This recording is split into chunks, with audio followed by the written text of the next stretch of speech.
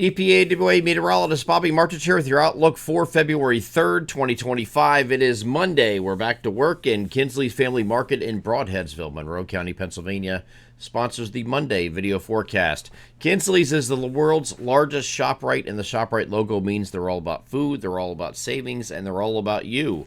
Kinsley's is your one-stop headquarters for everything you could possibly want and need to host a party for the big game, with friends and family watching your favorite sports team together. Well, that should be the Eagles, right?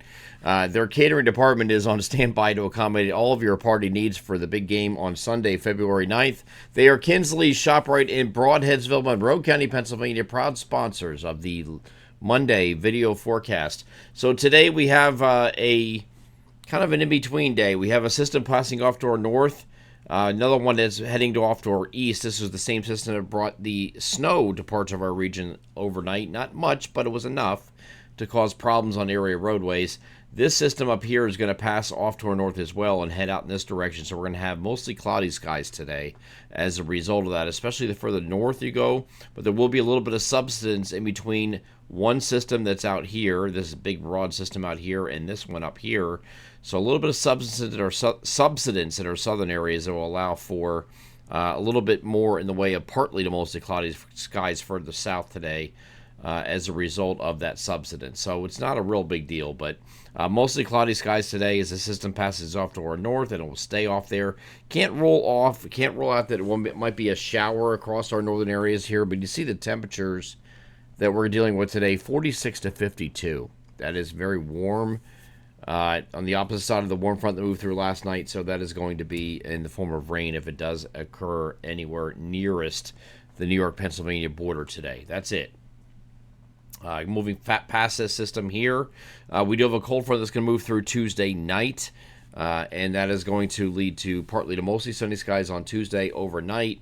We're dealing with mostly cloudy skies, and temperatures will be falling ahead of our next system. This is the next important system that we're going to be dealing with this week because this is a wintry mess. Next couple of systems, next two systems we're going to be dealing with are going to be a wintry mess. The first of which is going to start off as brief snow over to sleet and then freezing rain.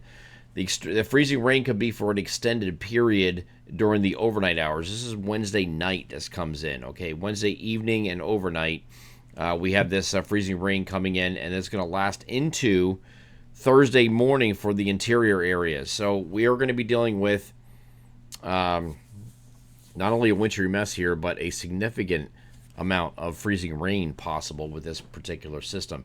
Here's the NAM and what it shows that it ran this evening, and it does show the onset snow here in some areas. As you get into the onset of this, you have snow, and then this pinkish color here is sleet, and the purplish is the freezing rain. So this is going to continue northeastward through our region. It's going to transition from one to the next, and then eventually rain by the time we get to Thursday afternoon. It'll be starting Thursday morning already in our southern areas, but there could be a substantial amount of freezing rain associated with this particular system. Here's what the European model has for this system as far as snowfall. Not a lot. But it could be like a coating to an inch or two up in these areas, in our northeastern areas at the onset. And then it has this for sleet, which is counted as snow because they both accumulate instead of accrue. So we're talking about another couple tenths of an inch of sleet following the snow, and then this is what's following the freezing rain. So this is the big concern for Wednesday night into Thursday morning. Okay, I would plan on, for at least the interior areas, to have at least a delayed start. If you have children that are going to school on Thursday, don't expect them to go into school on time here on Thursday. I do think that there will be at the very least 2-hour delays, if not entire closings for the entire day. Okay. Now these numbers that are posted here are generally 0.15 all the way up to about 0.35. For the Northwest, you get that's what it shows here, in verbatim to what the model shows. But you have to understand that not everything that falls sticks. Okay, it may on the roadways a little bit, but some of that's running into the gutters because it's rain. It's literally falling as rain and then freezing on contact. and some of that does not stick as it hits the power lines, the trees, and things like that. Some drips off the trees, the power lines. So about half. Generally, half of what this is showing is a general rule of thumb when it comes to the total amount of ice accrual in this case. So we're looking at generally between zero point 0.1 and 0.2 of freezing rain. Now that is still a significant amount. It's just not a catastrophic amount. Okay, so this is not to catastrophic levels, but at the same time, it is very dangerous. Any amount of freezing rain, no matter how much it is, it could be 0.01 inches of freezing rain. That is enough to cause problems. And in this case, we're talking about 0.1 to 0.2 inches of freezing rain. So this is a pretty significant event that's coming in Wednesday night into Thursday morning. Okay, and that's from the European model. There are several other models I could show you here. The same thing generally expressed across all of that guidance. The more snow you get, the better, because you have the snow on the bottom and then the freezing rain on top. That'll help a little bit as far as the roadways are concerned. Won't really help so much as far as the trees and the power lines are concerned, though, as far as power outages are concerned with this particular event. So we'll continue to follow this over the next day or two here. But this does change over to rain by the time we get to Thursday afternoon everywhere. But not much left here at that point. It will just be a brief period of time where that occurs. And then in the wake of this, we turn to mostly sunny skies on Friday. Temperatures get back to seasonable levels, whatever your seasonal averages for this time of year is at that point on Friday. And then we have another system coming in here on Saturday. This might have another same situation here where we start off with snow, go over to sleet, and then freezing rain. This will be later Saturday into Saturday night, okay? And then Sunday morning, by the time this ends, this all changes over to rain, and then temperatures sufficiently warm over freezing here by the time we get to Sunday morning. This is not going to be a school concern because, of course, kids don't go to school on the weekends. But at the same time, if you have anything planned here for this weekend, this is going to be an important thing to look at. Now, this is looking at 7 p.m. on Sunday. This is where the Super Bowl is taking place. If you're having parties or hosting parties for the Super Bowl, it should be okay at that point.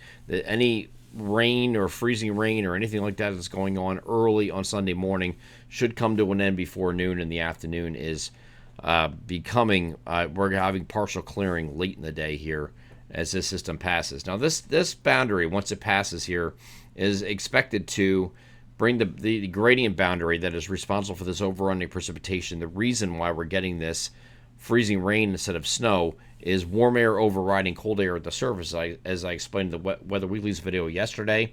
And in this case, for the first couple here, the gradient boundary is a little bit further north here. So here's the first one. Gradient boundary in this case is sitting way up here like this, okay? So you have freezing rain. We can put right here ZR, which is the METAR code for freezing rain, with warm air overriding the cold air that's in place at the surface. The reason the cold air is in place at the surface is we have cold air damming at the surface brought in by high pressure off to the north, okay? So initially you have this freezing rain, cold air, warm air overriding cold air at the surface, and that's why you have it falling as rain physically and then hitting the ground as rain, but then freezing on contact because temperatures at the surface are below freezing. And that's what we're dealing with for these next two systems. By the time we get in the wake of the second system, which is this Saturday night into Sunday deal, we have a cold front moves through after that, and the gradient boundary is moved further south. So we might be dealing with something in the middle of next week, which might be a little bit more in the way of snow, because again, gradient boundary is not further south. It's all the way down here like this. There's your gradient boundary. So this is all snow up here instead of freezing rain. So there's a potential for accumulating snow that will be significant. It would be in this time frame, in the 12th to 13th time frame, right in the middle of our winter storm signal that we have in the long range outlook that I put out on last Friday. Still holds true right now, and we could be dealing with snow in this case here in that time frame. That would be in the next Wednesday, Thursday time frame of the following week, okay? So the first two are going to be a slop mess. There's no other way around it. Doesn't look like it's going to be anything other than that, where we start off maybe as a little bit of snow at the onset, going over to sleet, then freezing rain, and then possibly rain before it ends. That's going to be the same thing here on Saturday, late Saturday into Saturday night, with this snow to sleet to freezing rain, and then eventually rain by Sunday morning, but that ends before noon, and then we have a clear going at it for Super Bowl Sunday here in the evening for any parties you might have scheduled for that evening. I'm EPAWA meteorologist Bobby Martich. That is your outlook for February 3rd, 2025. Have a great Monday.